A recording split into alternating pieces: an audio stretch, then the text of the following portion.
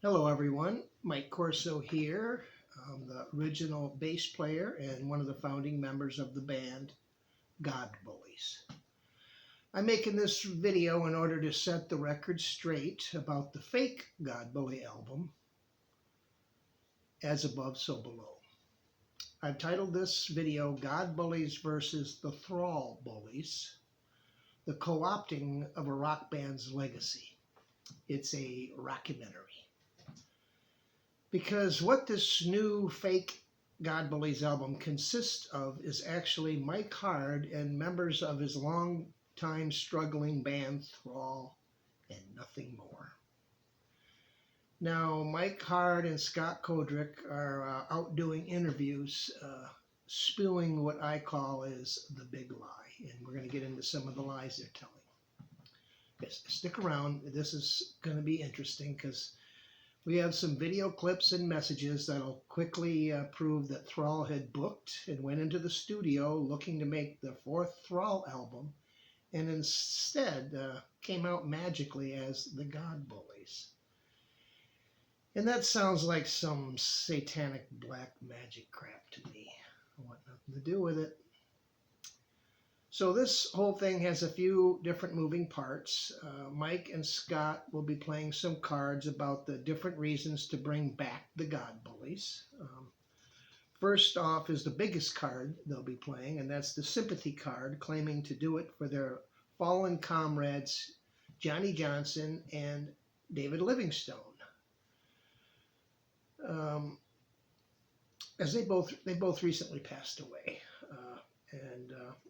That's usually followed by the memoriam card to David Livingstone to keep David's spirit alive, when that's not at all what I believe David would have wanted. And there'll be more to come a little later in the video. Then there's the BFF We Jam Together card. They say they've been playing in bands with David for years. But Scott Kodrick forgets to mention that he has never, together with David Livingstone, been in the Actual God Bullies, the real deal, as I like to call it. Maybe he got up on stage for a couple songs as a guest guitarist, but that's it. And that's usually followed by the cover band card, as Thrall's keeping the God Bullies name alive by playing God Bully cover songs. And while that is certainly flattering, it doesn't turn Thrall into the God Bullies. Of course, none of these points legitimately turns Thrall into the God Bullies. So let me go over real quick the recent background on how we got to where we are today. So the timeline, sometime in February of this year, Scott Kodrick contacted me and said Mike Hard was interested in doing some more God Bully stuff, and I said, cool. Scott told me that he talked to Tommy and he wasn't interested, but gave Scott and Mike their blessing as long as I was okay with it. So I told him, yeah, I'd look into it. I had some new riffs and, we should talk. They were getting ready to go on a mini tour. I said, when you get back, we'll talk about it. Of course, I wanted to talk to guitarist Tommy Shannon and make sure it was all legitimate with him. And I was going to give Adam Berg, our drummer, a call just to see if he was, going to be involved in it. I'd love to jam with him again.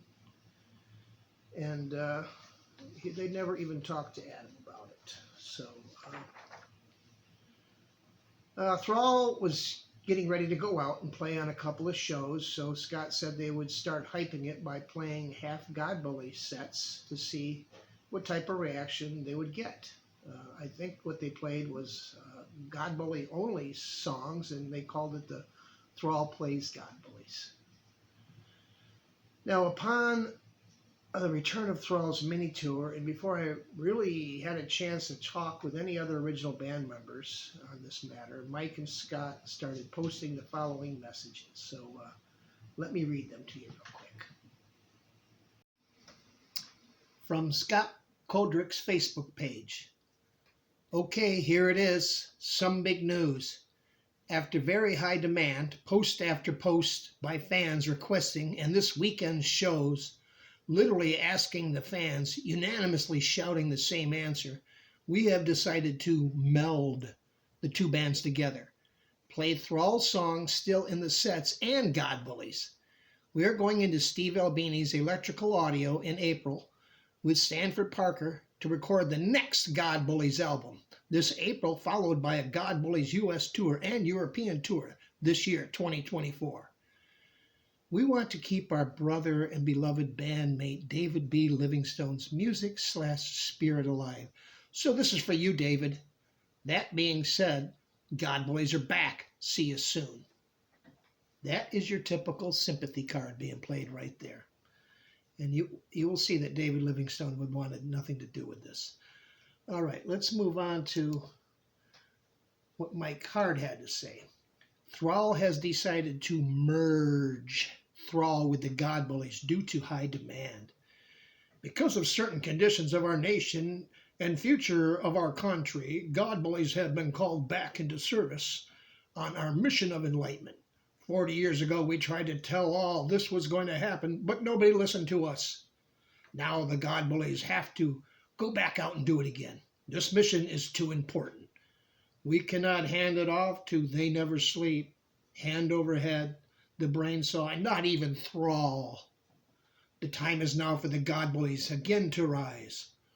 All hail Lucifer, Lightbringer, the Morning Star, Herald of the Dawn, Mike Hard. Not even Thrall can do it. You go into the studio as Thrall and you somehow come out as the God Bullies. Let's continue. Well, as soon as I saw those posts, I kind of called bullshit on it. I made a couple of phone calls that went nowhere. I expressed my concerns and was quickly unfriended and blocked on the social media sites.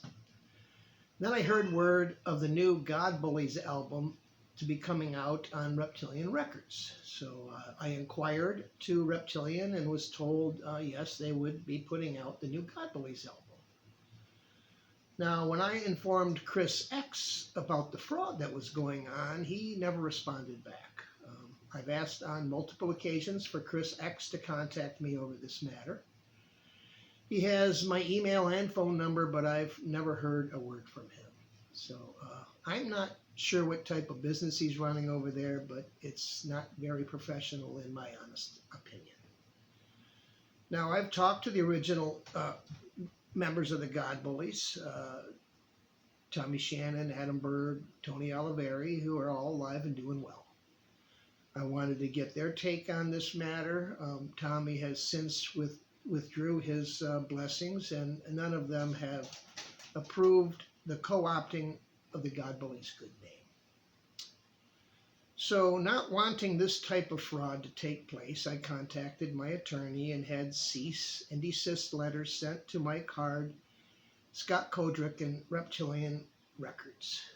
Mike Hard was the only one who responded, playing the old cover band cards that he's been playing God Bullies live for years, but didn't really address any of the trademark issues that the actual complaint had in them.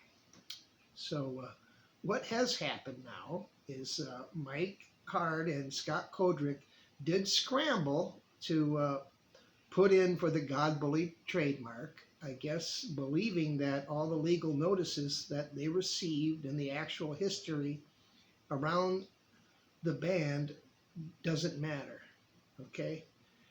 After all, they're doing this to keep David Livingstone's spirit alive, and this is in no way a slick move to just rewrite history and screw over the actual God Bully members. All right, that takes us up to today, where the fake God Bully album is now for sale. The Thrall Bullies, that's what I'll be referring to them as, the Thrall Bullies, and they plan to play live shows as the God Bullies. Okay, this is where it's going to get fun. Let's go to some video clips. The first clip is from the Thrall page titled, Thrall Facebook page, pardon me, The History of Thrall and What's to Come. It pretty much says it all when Scott tells us they are going in the studio to do the fourth album, the fourth Thrall album. God Bullies already has 4 albums. And he also mentioned how Reptilian Records will be re-releasing Thrall Chemical Wedding. You know, it was like they're doing a whole Thrall thing. Mike Hard does ask if Reptilian will be doing Kill the King or any God Bullies stuff or anything like that to do with God Bullies. And Scott says, no, just what we're doing now. It was always just about recording the 4th album and re-releasing an earlier Thrall album. Then I'll play a couple videos from the podcast, Getting It Out, where Mike Hard lets us know exactly why he and Thrall are so desperate to grift off the God Bullies' popularity, when he admits by saying that it's kind of been that way since I've left the God Bullies. No one knows who the hell Thrall is. This is going to be fun. Stick around. A lot more to come. The plans are for us, we are going to play the Liars Club on March 2nd. It's a Friday night in Chicago. Damn, that's coming up. And then the Lift in Dubuque, Iowa, the following night on that Saturday, March 3rd. Center of rock and roll. And then we are going into the studio in Chicago on March... April. No, it's March 13th. It's March. Pretty sure it's March. No, you switched it to April. Yeah, because that would have only been 2 weeks later. I think he switched it later. We'll have to look that up. Yeah, I'm not clear on the think date it's April, myself, to be man. honest, It but- better But anyways, we're going into the studio at Electrical Audio, Steve Albini's studio in Chicago, and with a guy, an engineer named Sanford Parker, who's an amazing engineer. Our friends, These Beasts in Chicago, he did an album for those guys. It was just off the charts, awesome, and it absolutely blew my mind. He's done stuff for Voivod, Pelican, like 200 bands. The studio alone is just to record an album in that studio is something I've always wanted to do. So we're excited about it.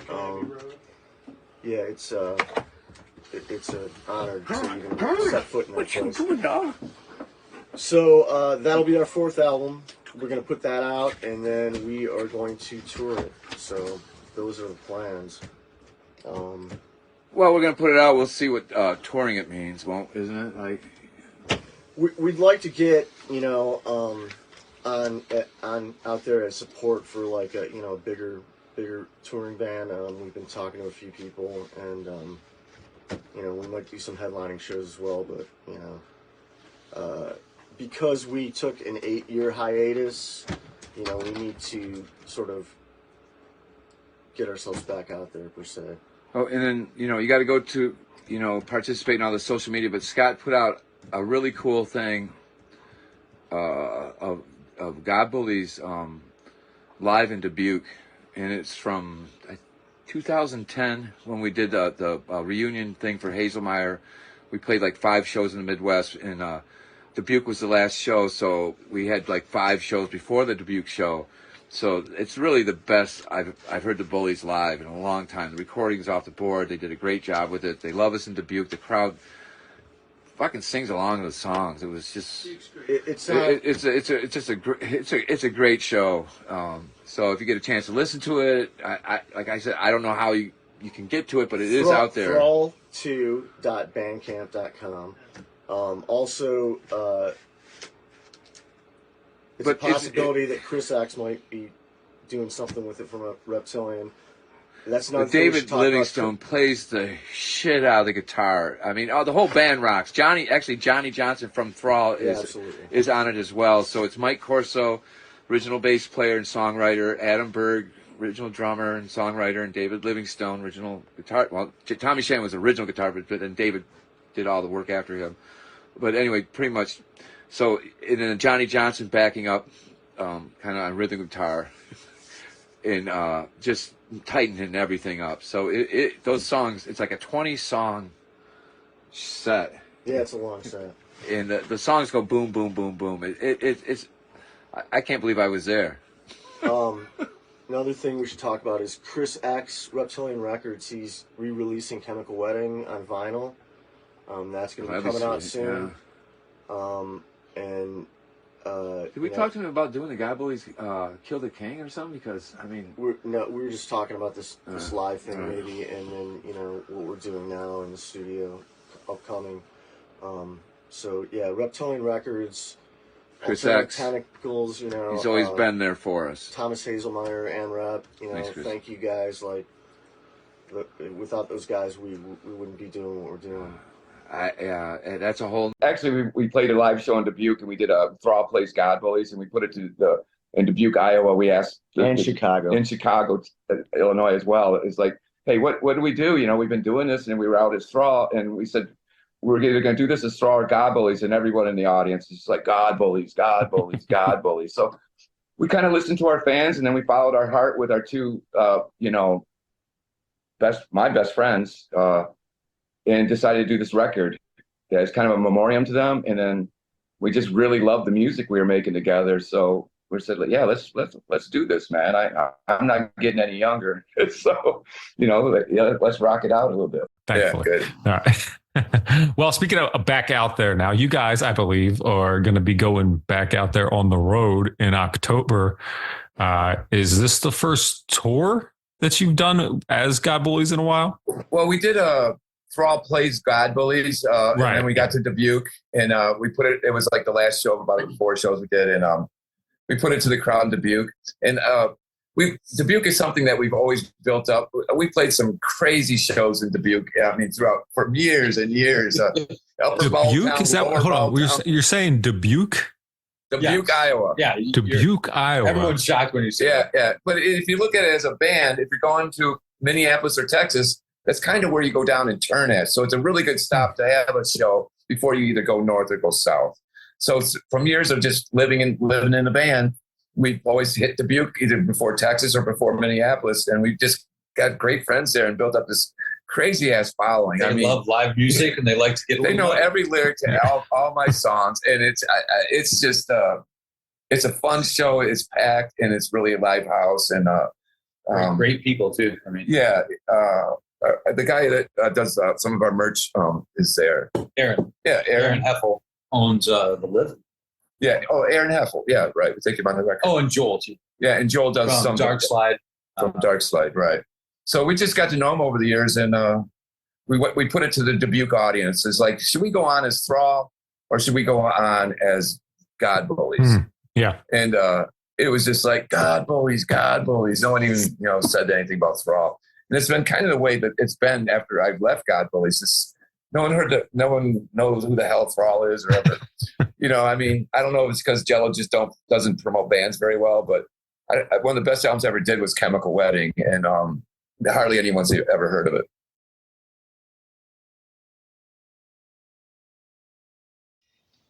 Okay, let's do a quick follow-up on those videos. Unlike Scott Kodrick's Facebook post I just read you, they talk about going into the studio as Thrall and not the God Bullies.